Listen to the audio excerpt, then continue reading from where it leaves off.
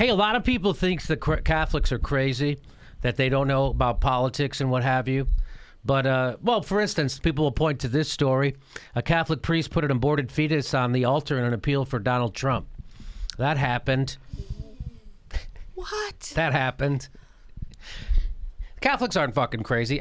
By the way, I was brought up Catholic. People say to me, Jimmy, I went to Catholic school for 12 years. People say to me, Jimmy, you went to Catholic school for 12 years. How come you're not a Catholic? So I went to Catholic school for 12 years. Mm-hmm. I had a beaten out of me by God's little helpers. So there you go. He's got the aborted fetus. What does he think is supposed to happen with that? Is it an offering? Or just a show? Ahead of Tuesday's presidential election, the Reverend Frank Pavone took an aborted fetus, laid it upon an altar Sunday, and posted a live video of it on Facebook. You know, I know I'm giggling about it. It's disgusting. Okay, like, where did he get the fetus? That's what I'm saying. Pavone, a Catholic priest who heads New York-based Priests for Life, said the fetus was entrusted to him by a pathologist for burial. Oh, see, I figured those horrible people at Planned Parenthood sold it to him. I thought that's probably how he got it. It's selling baby parts. Yeah. It's almost like a bunch of people who worship a man being tortured is a death cult. Weird.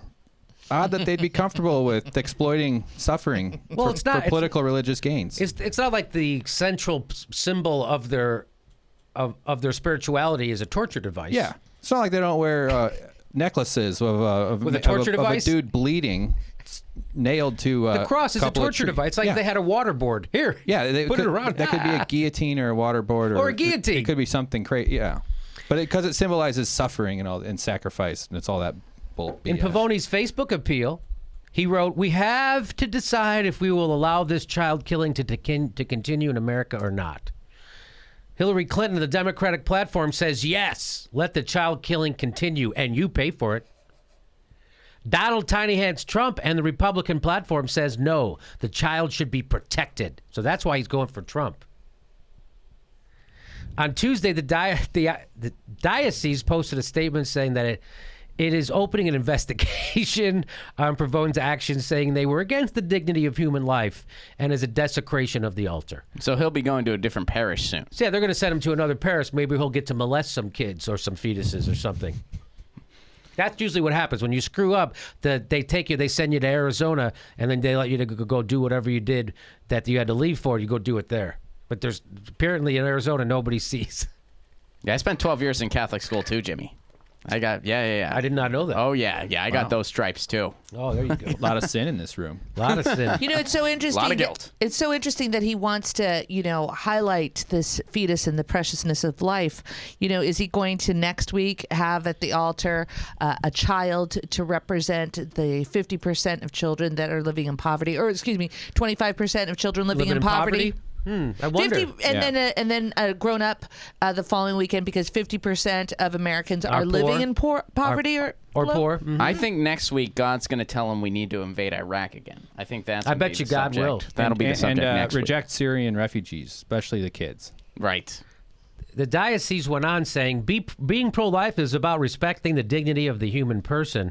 It is the antithesis of respect for the dignity of the human person to use a dead child as a political prop to lobby for your presidential candidate the day before an election. I would agree with that sentiment. That is, using a dead baby as a prop, that's pretty low for a political prop.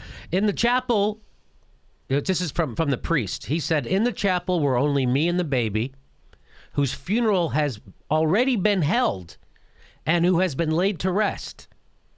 No family were present because they rejected the child and had killed him.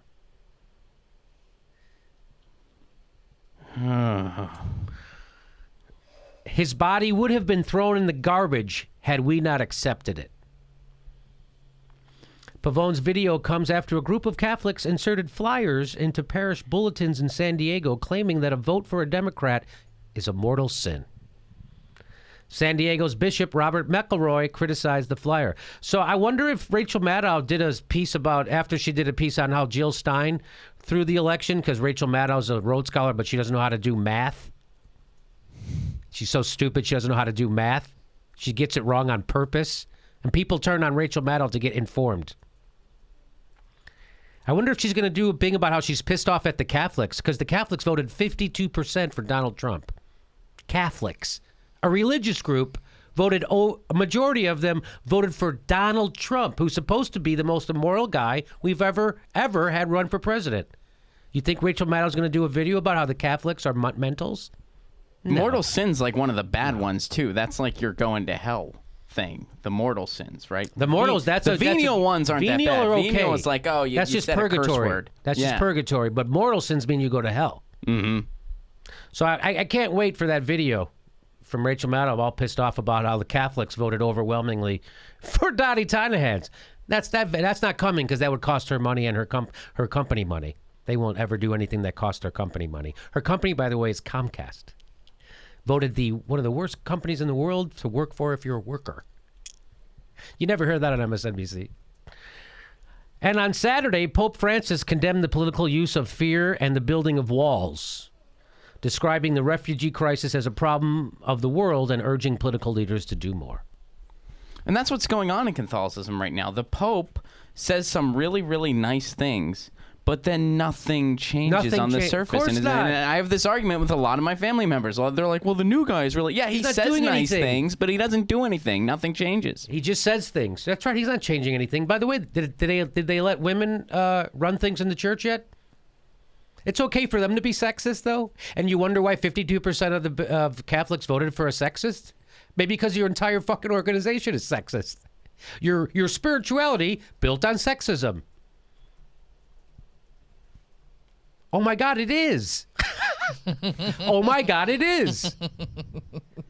But we can point to all those Catholic female priests and bishops and females and So there you go. Found somebody. There you go. There's the Catholics for Trump. Do you know why or how they justify women not being able to be priests? Because there were none of the women were in the apostles, right? Oh. No. Can I guess? Okay, yeah, go ahead. 'Cause they're I can tell you whores? guys if you want. Because they're Why? Because they're whores. I don't know. Is that right? That was closest. No, it's because when they do like the Eucharist thing, like when they give you communion, that's supposed to be the body and blood of Christ, and the ritual, it has to be channeled through the priest And their penis. Yes. No, seriously, that is the actual explanation. So because so a woman couldn't. A woman couldn't do that because Jesus was a dude, so they need a dude. That's the whole reason. That is the actual. I mean, I'm not like it's explained a little more flowery than that. I'm sure it is. But that is the actual explanation, which is beyond absurd. But that is the. Does not surprise me that 52% of Catholics voted for Donald Trump. I grew up Catholic. They're fucking maniacs, a lot of them. Most of them. And it's authoritarian driven, right? Very authoritarian. Centralized power. Exactly. Listen to the priests, right? All that stuff. They're all about the centralized power, authoritarian, and you can't ever disrespect somebody who's an authority, even if they're raping you in the Catholic Church.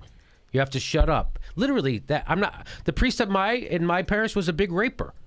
Daniel Hallahan. Happy Hands. We used to call him Happy Hands. The kids called him Happy Hands. And guess what happened when the kids called him Happy Hands? Guess what happened?